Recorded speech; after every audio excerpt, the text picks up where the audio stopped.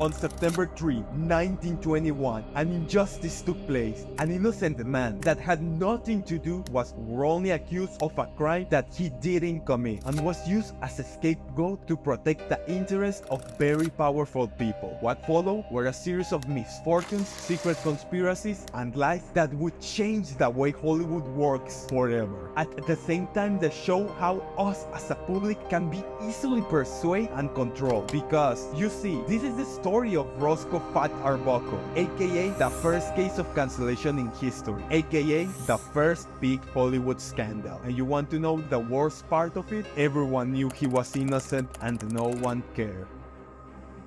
Today is not very well known, but in his time, Roscoe Arbuckle was not only the world's biggest star, but the first one to ever exist, rivaling and even surpassing big names like Charlie Chaplin or Buster Keaton. His mere public appearance could mean hordes of tens of thousands of people and traffic jams throughout all the city. But if he was so big, why you haven't heard his name before? Well, there's a reason for that. They don't want you to know about it. Born on March 24, 1887, and come from nothing, Roscoe grew up in Smith Center, Kansas, son of the farmer Mary E. Gordon and William Goodrich Arbuckle. Being the fifth of 9 children, he had a bad relationship with his father since his inception. He was born weighing an excessive 13 pounds, which made his father believe he was an illegitimate son, as both parents were very slim. He gave him the name Roscoe Arbuckle in reference of a senator which his father despised, named Roscoe Compton. Yikes.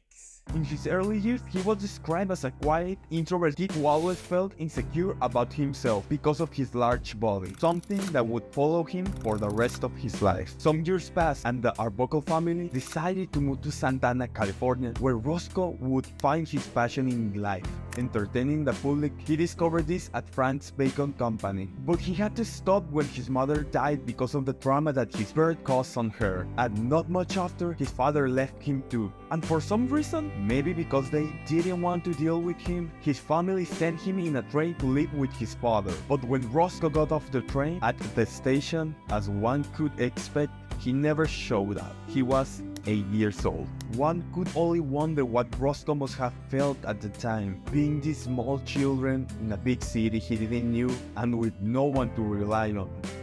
This next part will come important down the line, so please bear with me. In 1891, Thomas Edison, with the help of his assistant William Loring Dixon, and based in Edward Muybridge Supraxiscope, create and patent the kinetoscope. This new invention that captured moving images and put them together in order to create the illusion of movement.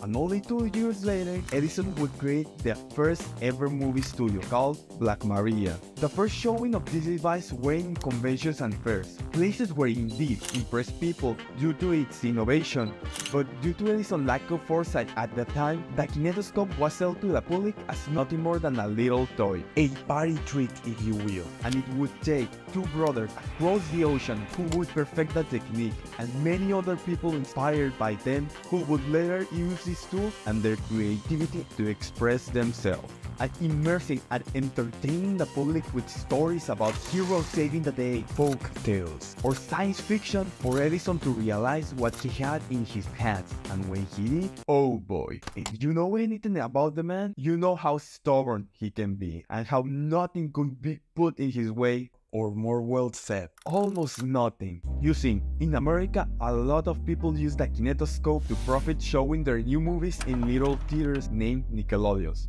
which, yeah, is where the name of the channel comes from. But Edison wasn't having any of it. He wanted everything for himself. After all, he quote-unquote, he created it, and used a bunch of lawyers and detectives to enforce his patent and kick out of business everyone that dared to use his innovation. The irony being that he himself was doing the same thing, taking other people's inventions and using them and naming them as his. This besides the fact that he also was illegally importing movies from Europe and showing them without the permission of their original creators and paying them a single cent for their work. As if you needed another reason to hate the guy. But these little creators and entrepreneurs had the last laugh because, yeah, Edison was too much of a force to reckon and basically was untouchable in the East Coast. But there was this new place in the West Coast named California. which was recently added stolen by the USA, and that was so far off that Edison Arms couldn't reach it. So a lot of very people, entrepreneurs, mostly immigrants trying to make a name for themselves, had the idea to move there, to this rough and in middle of nowhere little place that apparently was full of holly-like bushes. They decided to call it Hollywood.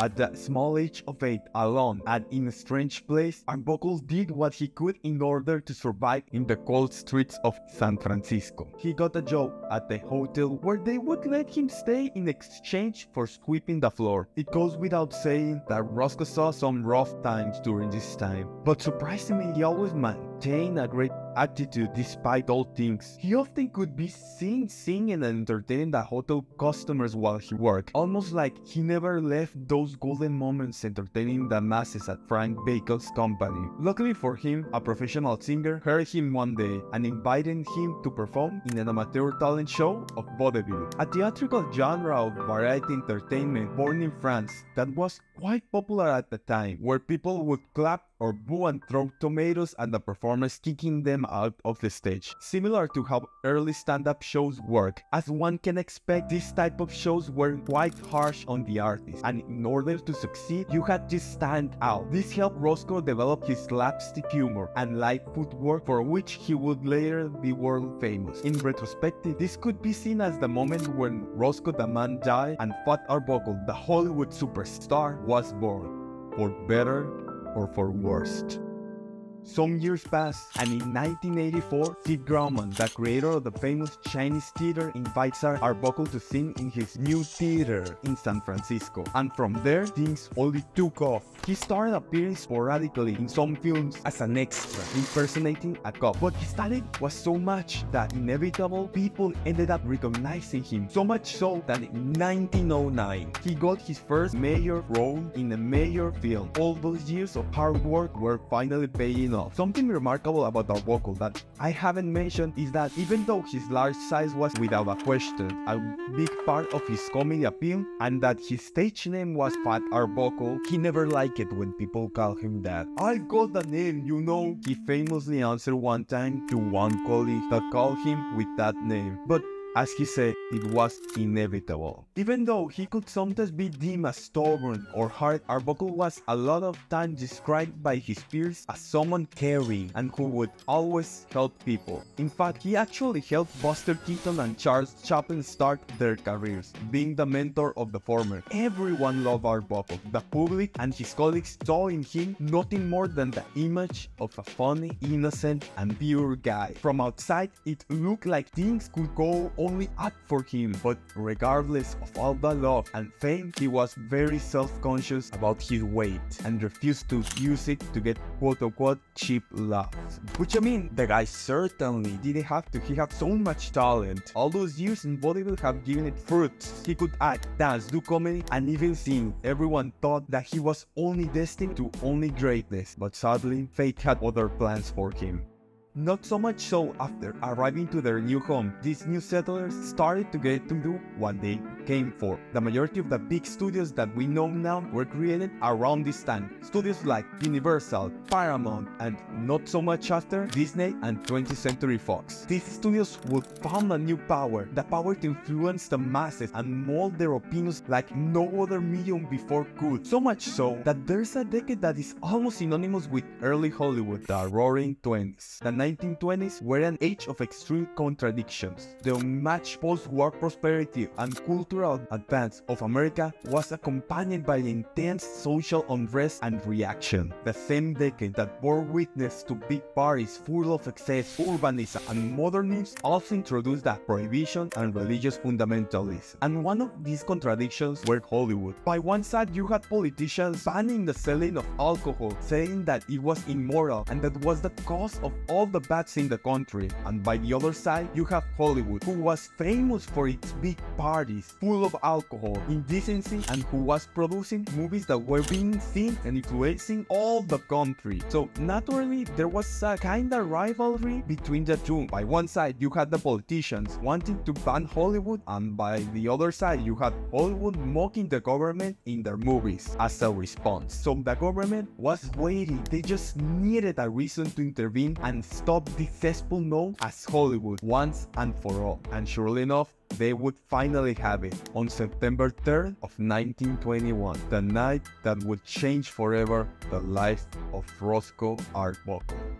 As I said, in 1918, Roscoe was the biggest star on earth. Everyone wanted to work with him, and Paramount Pictures weren't the exception. They offered him the unheard of offer of $3 million for 3 years, which in 2023 money is more than $60 million, plus full artistic control to make the movies that he wanted. Not even someone as big as Chaplin could get that offer at the time. There's a story that I think sums up pretty well how big of a deal he was. And please pay attention, because this will become very important later. One night, to celebrate his current success, Arbuckle decided to throw a little party with some of his closest friends. But you see, this will not be a normal party. In actuality, this would be a prank played by Arbuckle for one of the guests, William Randolph Hearts, an important movie producer and owner of multiple papers from around the country. Long story short, the guy was very powerful and important. So the story goes like this. William arrives at Arbuckle's mansion. Everyone sits at the table. The waiter, who fun fact is actually Buster Keaton, comes to the room to announce that the food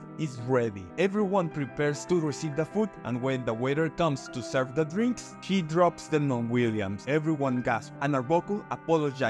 But Hart says that it's okay, it's not a big deal. So the waiter returns to the kitchen, then sounds of broken plates are heard throughout all of the diner room. The waiter comes back and apologizes, saying that the soup would be skipped and that they will serve the chicken now. Then the chicken comes and the waiter drops it near Hart's. There's a silence throughout all of the room, which is followed by a big burst of laugh from every party guest except Hart, who is left confused until Arbuckle reveals to him that all the night was just a practical joke playing on him. Obviously, this isn't of the liking of Hearts, but he has no other option than to laugh along. After all, Arbuckle was generating him and his friends millions. He was, after all, as I said, the biggest star on earth. But unbeknownst to everyone, in just a couple of years, this all will change due to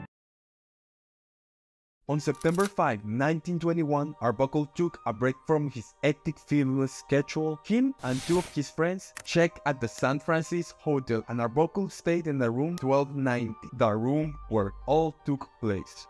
After arriving at the room, one of Arbuckle's friends proposed the idea of having a party, and despite Arbuckle being hesitant, he ended up accepting. And this being the 20s during the Prohibition, there was obviously alcohol, a bunch of guests, some of them being women. But the most important of them would be a 30 years old aspiring actress named Virginia Rapet and her friend Maldieu Delmont. And here is where things start to be a little fuzzy. So this is what we know that happened. After a few drinks, Roscoe said goodbye to everyone and went to his bedroom to prepare for a date. Meanwhile, Virginia Rapet started to feel weird. Probably had to do with the alcohol, or so she must have thought, because she went to the bathroom, but it was occupied by a couple of his friends that were busy.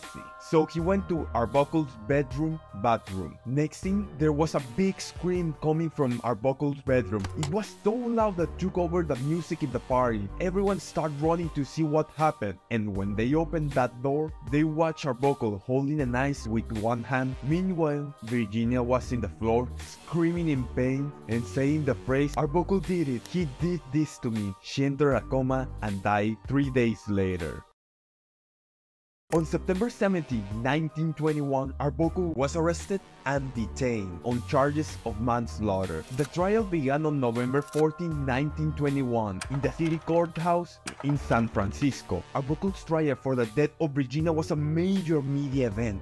The story spread through the newspapers like wildfire. The story was fueled by yellow journalism, with the newspapers portraying Arbuckle as a gross lecher who used his weight to overpower an innocent girl. The news were full with fatphobic remarks, with titles saying that he penetrated her with the ice in his hand, later changing this to a bottle with titles debating if it was a Coca-Cola or champagne bottle. It goes without saying that this was false. There wasn't any basis to this statement, but this didn't matter to William Ranford Hart, the literal creator of yellow journalism, who used his more than 40 newspapers around the country to milk every little cent that he could out of the story. Hart was ratified by the profits he accrued during the Arbuckle scandal. In his words, he sold more newspapers than when the Louisiana went down, which, if you don't know, is just the official reason why the US entered the World War I. If you have not catched to it, this is the same William that Roscoe played that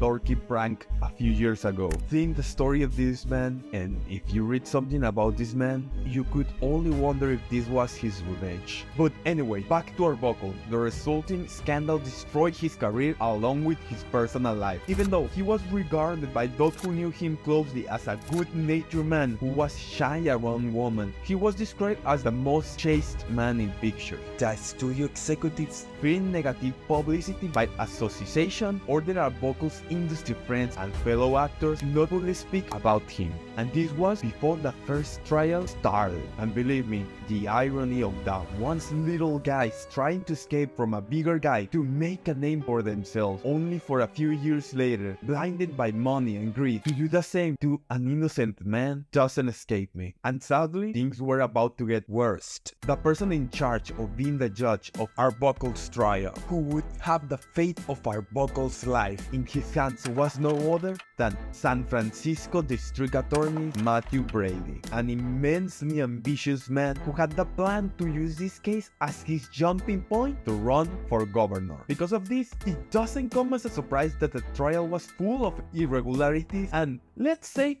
questionable practices. For example, Brady at first used Delmont as his star witness during the indictment hearing, but after the defense obtained a letter from Delmont admitting to a plan to extort payment from Arbuckle, and finding out that the first thing she did after finding out that her friend was in despair was calling a newspaper instead of calling an ambulance, she lost her credibility as a witness. Later, it would also be discovered that for some reason, Delmont and the staff of the hotel decided to take Virginia to the hospital only after 3 days have passed since she went into a coma. We will talk why that happened later. In view of Delmont constantly changing his story, the judge got no other chance but to drop the charges of Arbuckle, taking advantages of Virginia. But he was not going to let this opportunity slip through his hands. After hearing the testimony from one of the party guests, where he told that Rapet told her, "Roscoe hurt me," on her deathbed, the judge decided that Arbuckle could be charged with manslaughter.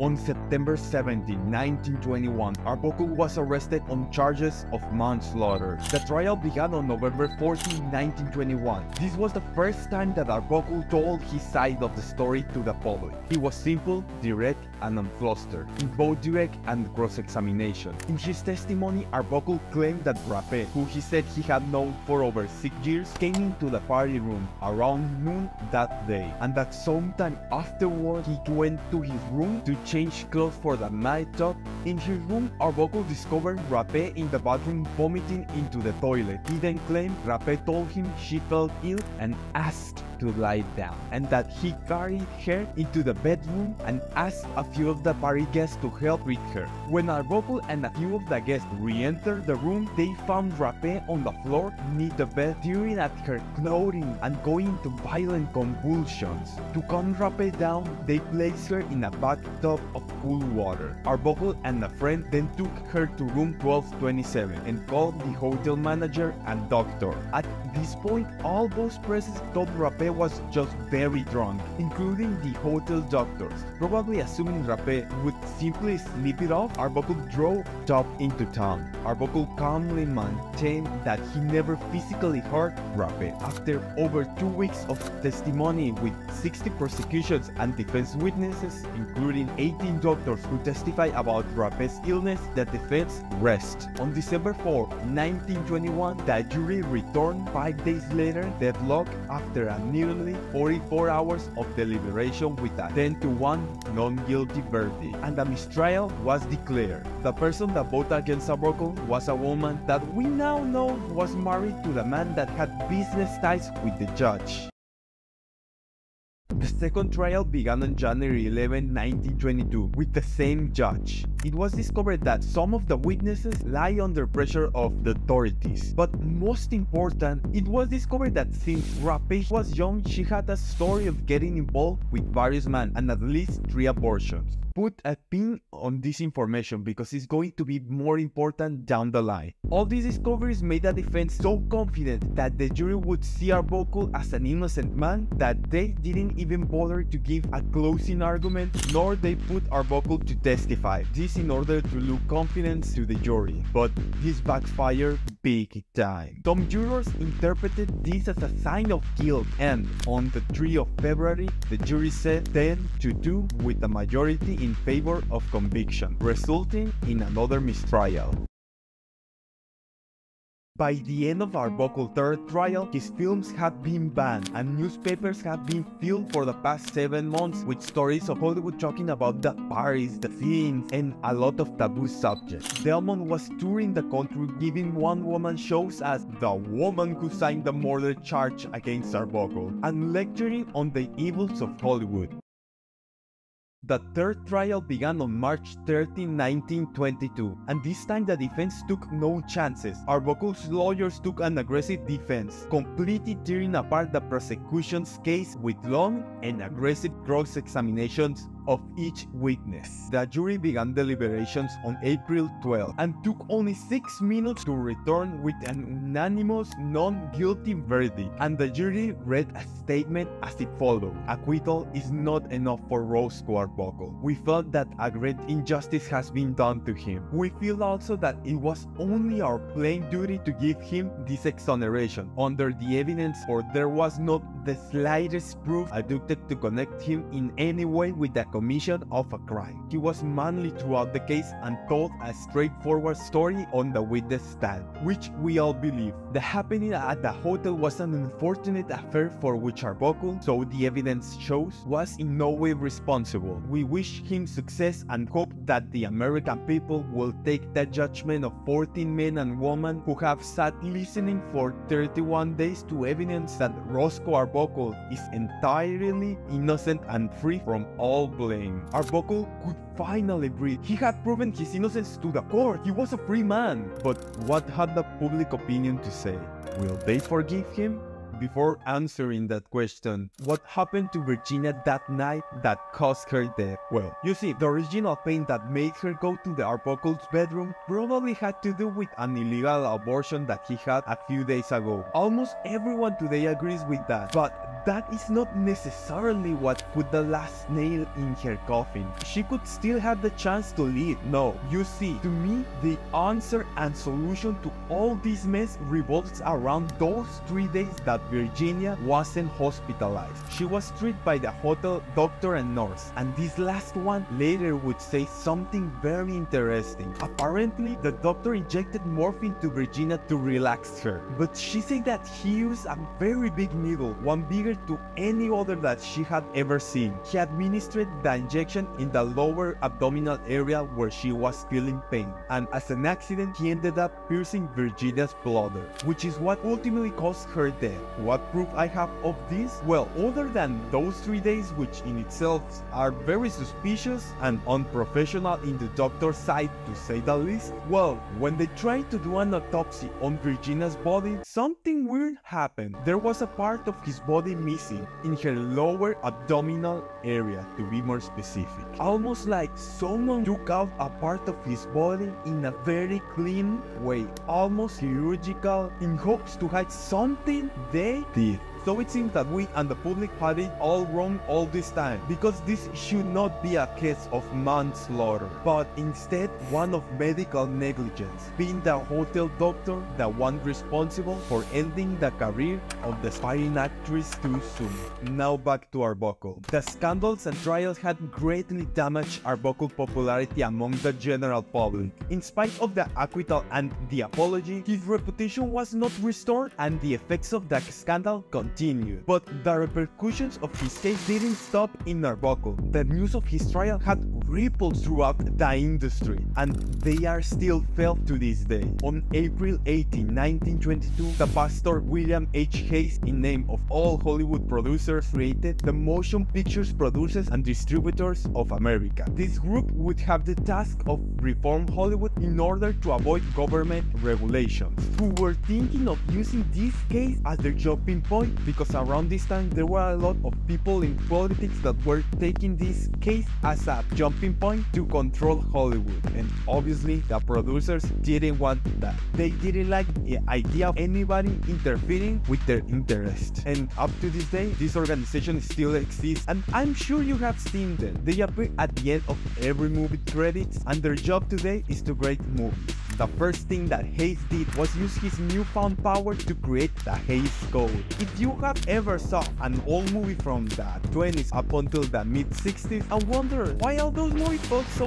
patriotic, with white and black morality and with very conservative ideas, you have to take this code. What in essence this did was to establish that all movies should abide to a moral code in which the depictions of sex, unlawful behavior, and other sinful things were prohibited. Basically, you could only have good protagonists that were too good and bad guys that were too bad. But before this, the first order that Hayes gave was to ban Arbuckle and all of his movies from ever showing in theaters. This in order to save face. But this didn't stop Arbuckle. If this man was one thing, that was stubborn. He tried to return to do filmmaking, but industry resistance to distributing his pictures continued to linger after his acquittal. He retreated into alcoholism to cope with this. In the words of his first wife, Roscoe only seemed to find solace and comfort in a bottle. Roscoe's friends seemed to stop caring for him, except for Buster Keaton, one of the few that stood by his side, giving him little works here and there outside of the public view. Eventually, Arbuckle would find a little bit of work as a director under the pseudonym William Woodbridge, but he never would be the same. As one of the actors that he directed said, he made no attempt to direct this picture. He just sat in his director's chair like a dead man. And this went on from 1924 up to 1932, because there's a comeback. In 1932, Arbuckle signed a contract with Warner Bros. To start under his own name in a series of films. Coincidentally, that same day, it so happens to be also his wedding anniversary. He went out with his friends to celebrate his wedding anniversary and the new Warner Bros. Contract. And according to one attendee of the party, he said, "This is the best day of my life." What could only imagine how he must have felt after all these years, the public embarrassment, his struggles, alcoholism, depressions, and the injustices of the penal system. He finally would return to that place where he belonged, that place that they took from him.